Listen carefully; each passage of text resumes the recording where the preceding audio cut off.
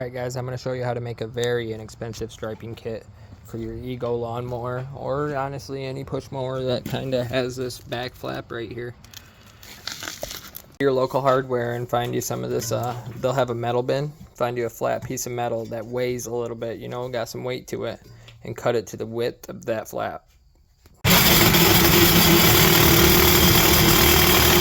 Your edges so they're not sharp. Now take a drill and drill some holes along the top.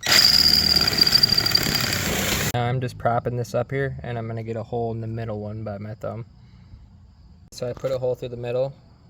Now what I'm going to do is I'm going to put holes through all the rest of them. Just drilling holes through. And then I'm going to get some washers and tighten it up. I'll show you. Okay, now, so I got them all in like that. There's holes all the way through it. I'm going to take the plate and put it on the other side. Still facing the same way. So the plate's on the inside and you don't have to see it. You'll just see some bolts with some washers on this side. There it is installed. Just like so. Now you got extra weight so it'll lay that grass down. It will make noise if you're on a driveway. One thing to note too, make sure that it doesn't hang down too much and go up in your blades. With this I kept it the length of that so it stays the same.